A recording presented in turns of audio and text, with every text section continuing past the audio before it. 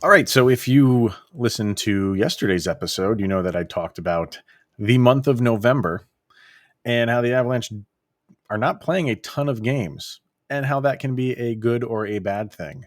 I think after the news today, it's definitely a good thing.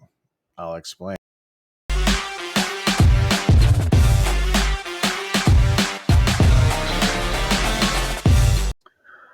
All right, Avalanche fans, welcome to the Locked On Avalanche podcast, part of the Locked On Podcast Network, your team every day. I am your host, Chris Maselli, with another episode of the podcast dedicated to your Colorado Avalanche. On today's show, the injuries keep piling up, and this time it's one of the big boys. So we will talk about that. We'll talk about the possible line combinations that we will see against Columbus, maybe for the next couple games. And we will get into a quick post-practice press conference that JT Compher and Darcy Kemper did. You're pretty, generic answers, but I figured, with all the injuries we have, why not end the show on a positive kind of happy, funny note. And what they talk about at the very end of that is definitely will make you smile. At least there's something to smile about. But all of that and whatever else we get into, first things first, thank you for making this your first listen of the day. That is always appreciated. And follow the show on social media outlets, LOPN_Avalanche on Twitter, Locked On Avalanche on Instagram. Send questions, comments, concerns, opinions to lockedonavalanche@gmail.com. And follow the show's YouTube channel. Just search for Locked On Avalanche within YouTube. Hit the subscribe button and get notified whenever a new episode goes live. So yeah, here we are. More injuries for the Avalanche. And the one that came across today was Cale Makar. And at first it was just an upper body injury. And at first he said it was Jared Bednar said it was a day-to-day thing, and then about a half hour before recording, it was announced that he is placed on IR, so he will miss at least a week. And this is where the season or the November not having a ton of games, 10 games in total, at 2 each in the first 3 weeks. And I kind of get into it more on yesterday's episode. So if you didn't listen to that, go back and check that out. But now it's looking like maybe a good thing. So the Avalanche can rest up as much as possible because, now you have Cale Makar out right when your defense is the only one that you're missing on the defense is Devon Toews. Right when you're at that point of on the defensive end being, up to 100% healthy. This happens. And if you saw, I think it was the most recent game. I don't think it was 2 games ago. I could be wrong on that, but maybe he played a game after. But there was a video of Nathan MacKinnon handing out like a game puck, and he gave it to Makar. And when Makar took it, you could see his left wrist and hand heavily taped. And a keen eye who saw that, that's not the norm. You don't typically have your wrist and half of your hand taped into a hockey mitt. So I think some people there thought that's a cause for concern, and now it is. We don't know if that's it. I think we're all assuming that's what it is. Could be anything, but when you have a wrist that's that heavily taped, we're just going to assume it's that. So he is out for potentially at least a week, and you're going to miss these next 2 games. So you have your game. If you're listening to this on the day it was released on Wednesday, and then you don't have a game until Saturday, and then you don't play again until the following Wednesday or Thursday. I don't have the schedule in front of me. but it's, I think it's 4 days off. So I think it's the following Thursday. So you have a handful of days off. So this is a good thing for the Avalanche because they got to get healthy. You are now without Cale Makar. You are now without Devon Toews. You are without Val Nichushkin.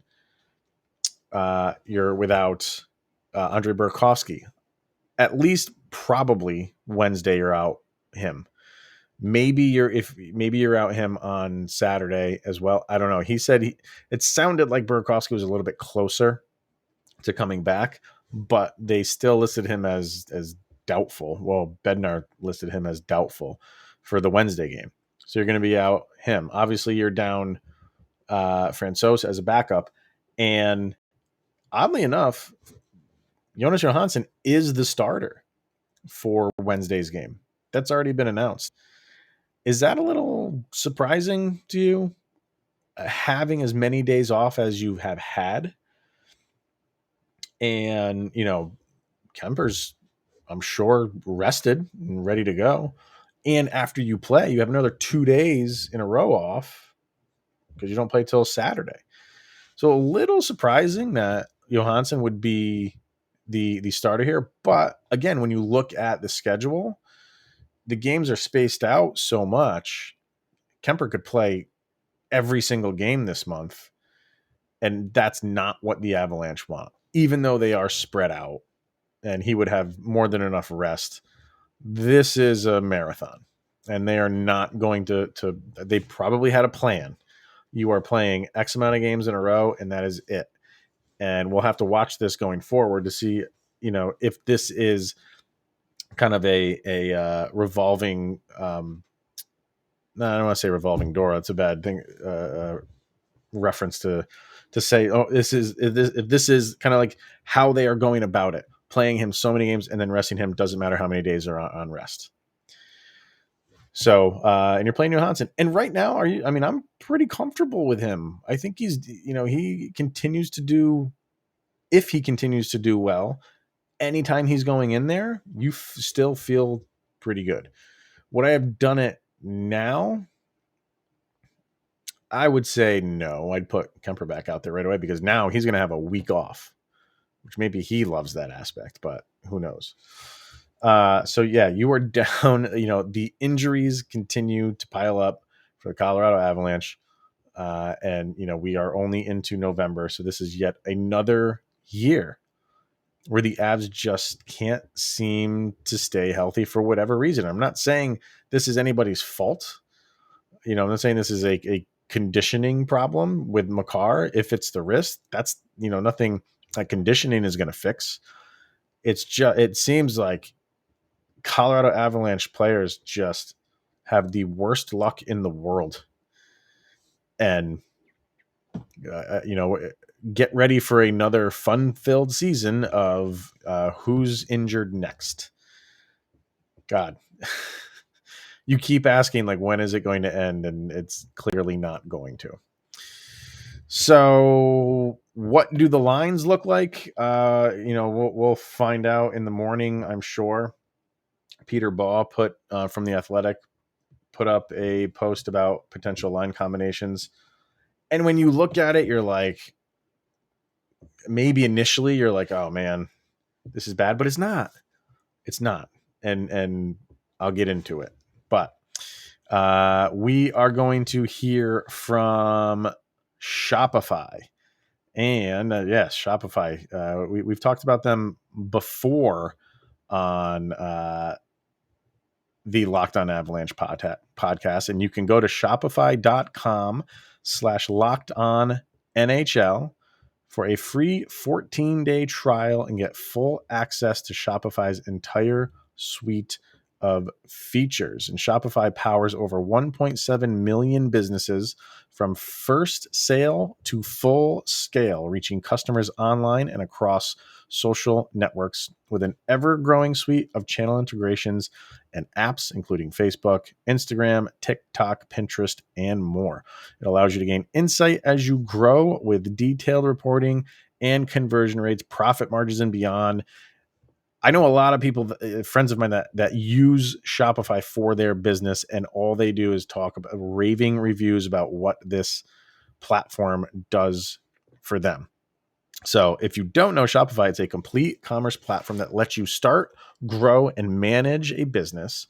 The subscription-based software allows anyone to set up an online store and sell their products. And Shopify store owners can also sell in physical locations using Shopify Point of Sale, which is an app, and their accompanying hardware. So grow your business with a Shopify today. Go to shopify.com/LockedOnNHL right now. Once again, it's shopify.com/LockedOnNHL. It's more than a store. You can connect with customers, you drive sales, manage your day-to-day operation, instantly lets you accept all major payment methods. It's a great tool for anybody trying to get into business. And brought to you by a Built Bar. And you know Built Bar, and you know and love Thanksgiving and all of the good foods and treats and plenty of them, but maybe you want a yummy dessert, but isn't so full of calories and sugar. And don't we all know that? We all want to say we'll eat healthy on Thanksgiving. And maybe for the most part we do, but once those desserts come around, we're done. And Built Bar is perfect for that holiday dessert. Feast on something delicious and feel good about it.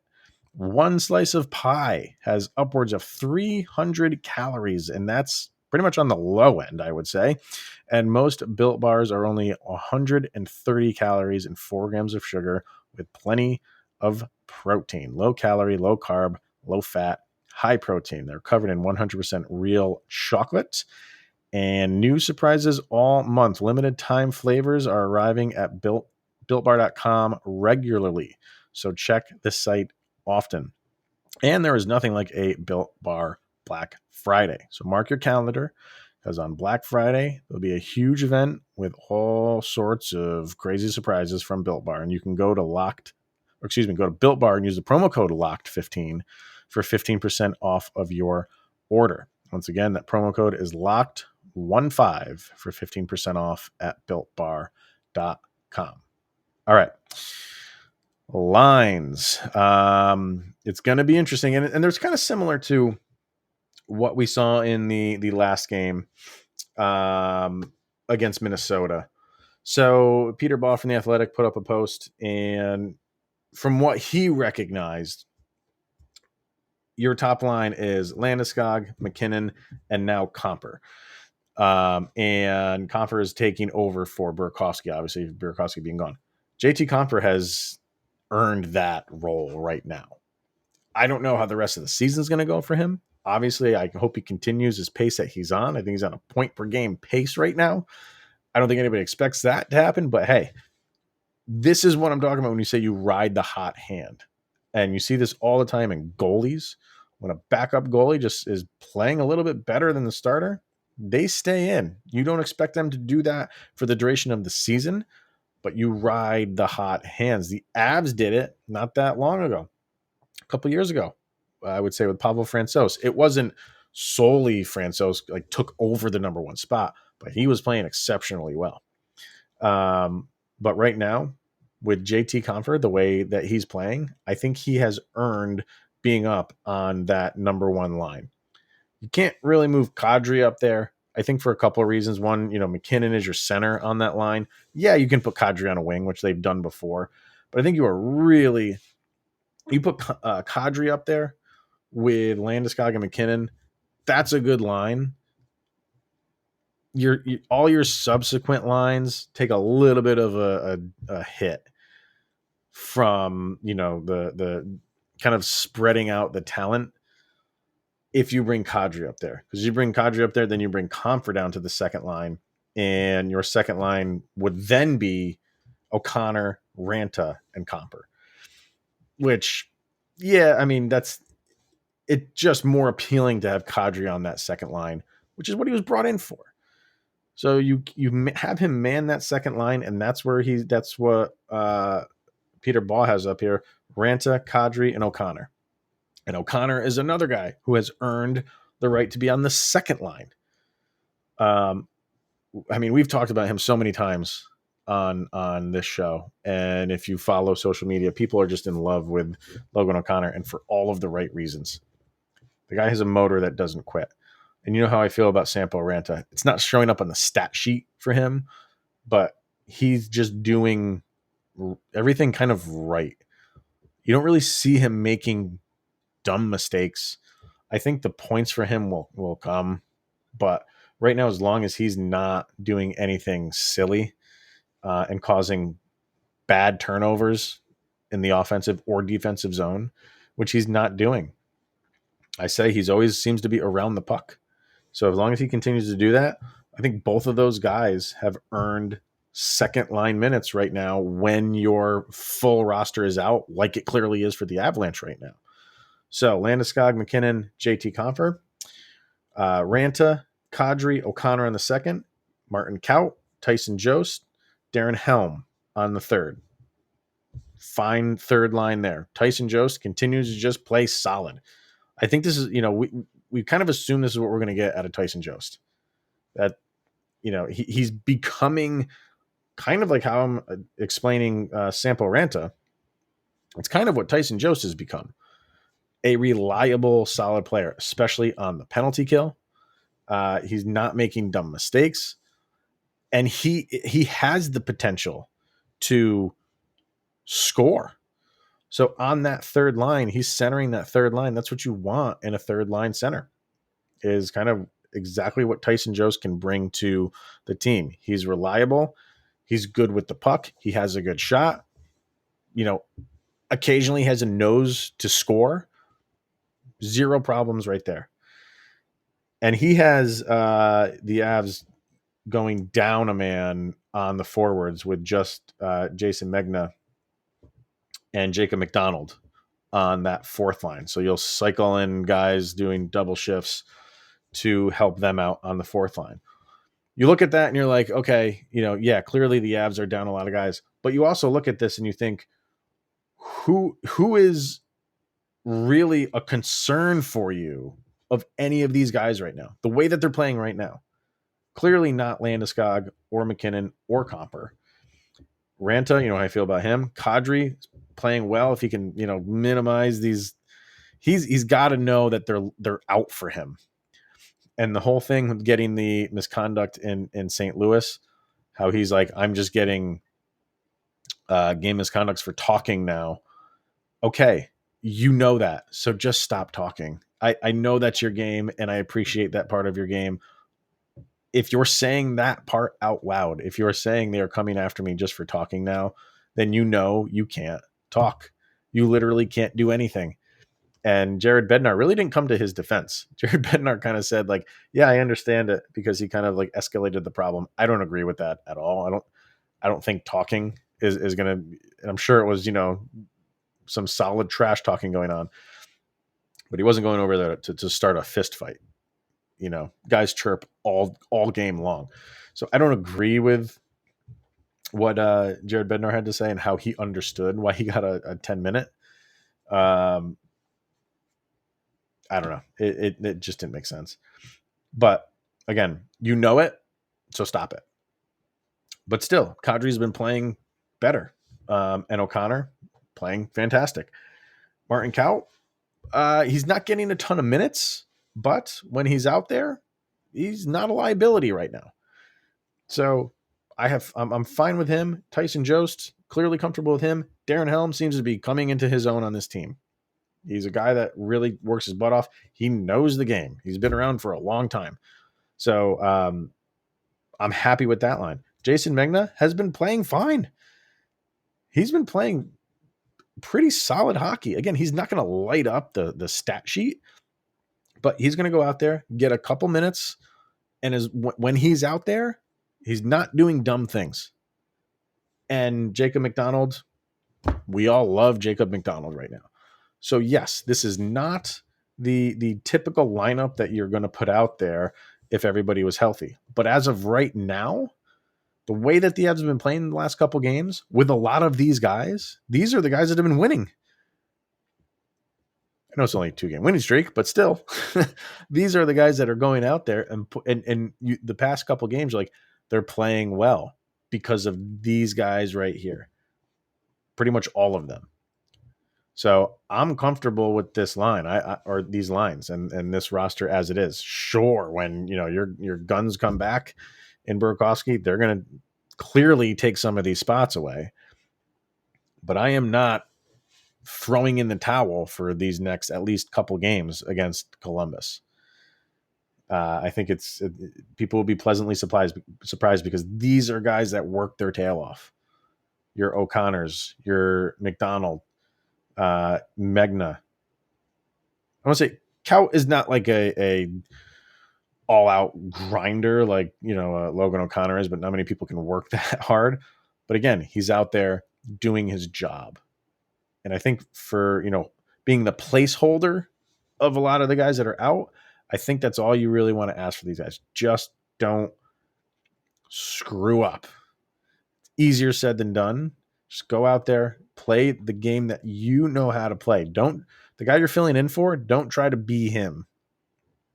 Do your own thing, and the Avs will be just fine. So, when you have guys like this, I'm excited again to watch Logan O'Connor. I'm excited to watch Jacob McDonald. So, I think we will be okay for the time being in the short term. But again, not having a lot of games this month is looking like a plus for the Colorado Avalanche. All right, so much doom and gloom maybe out there. So let's end on a happy, fun note. But first, betonline.ag. We're back and better than ever, and a new web interface to start the basketball season with more prop bets, odds, and lines than ever before. BetOnline, it remains your number one spot for all the basketball and football action this season. Head to our new updated website, and when you sign up, you'll get a 50% welcome bonus on your first deposit. Just use the promo code Locked On, and you will receive your bonus from basketball, football, the World Series, the NHL, boxing, and UFC, right to your favorite Vegas casino game. Don't wait to take advantage of all the amazing offers available for the 2021 season.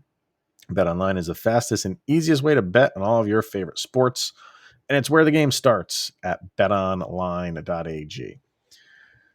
Okay, so it was JT Conver and Darcy Kemper, I guess the Fur brothers, gave a press conference after practice yesterday, and it's only a couple minutes long, but stay to the end because they talk about the team briefly. They talk about the team Hollywood Halloween party and who came dressed the best. So let's hear from that. Good, how are you guys?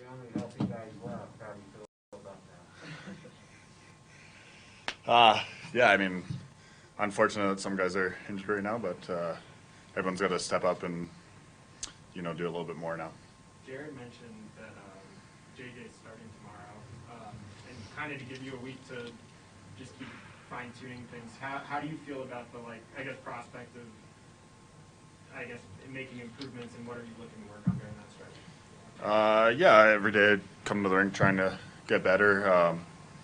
We watch video, and UC does a really good job of, showing good and bad and then making drills to work on things. So whatever he's got lined up, we'll work on the next couple days. JT, what's it like playing on that line with those guys? I mean, first off, it's an exciting opportunity.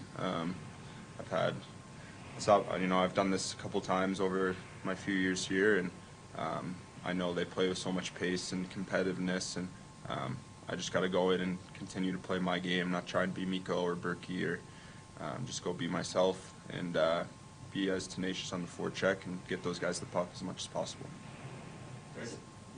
What did you think went well for you in the Minnesota game? I think just, as a team, we just played really well, and,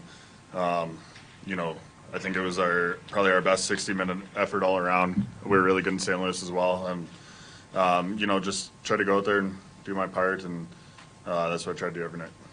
Is it weird to have this kind of a break in the schedule, especially given, the season you guys had last year? Yeah, but I think it's, it can be good as well. Obviously, missing guys, we'll take as many days off as we can to try and get them back to full health, but gives us a little time to get some rest and get some work on practice like we did today, and just be ready, tomorrow night. Did you guys do anything as a team for Halloween? Yeah, we got together and everyone got dressed up, so it was a good time. Who had the best costumes?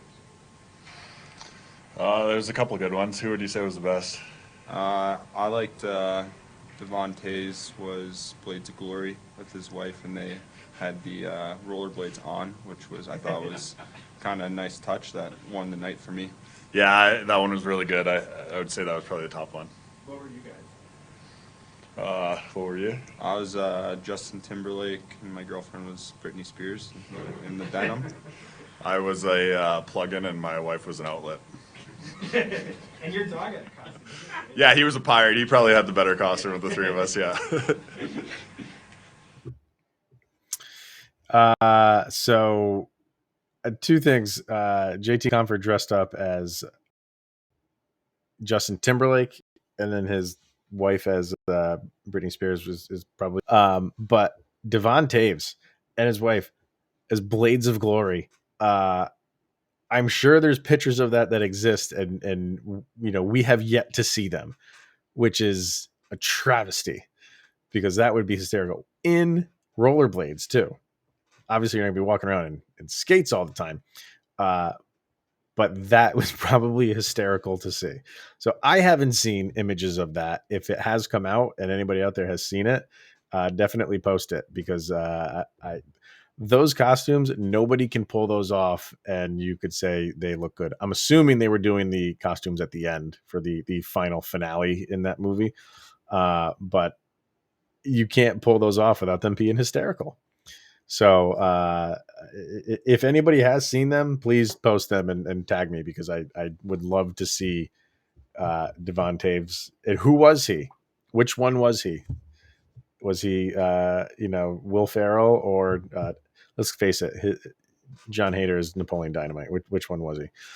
So yeah, but good stuff there. Hopefully we could smile at some point because it just seems, even though the Avs are playing well, just the injury bug just keeps creeping up, and it's like, again, here we go.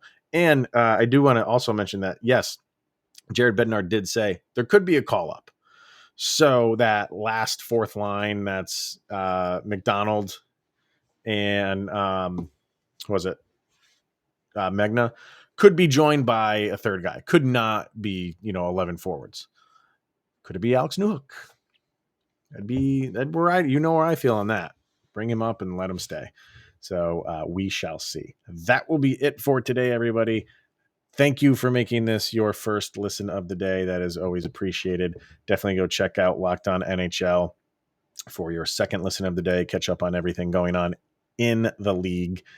And let's hope the Avs can, even though they're somewhat decimated and have a lot of injuries, we've been down this road before. So let's go get another win. 3-game winning streak sounds good, and keep this train moving. So that's going to be it for today, everybody. Thank you again for tuning in. It's always appreciated, and we'll see everyone tomorrow.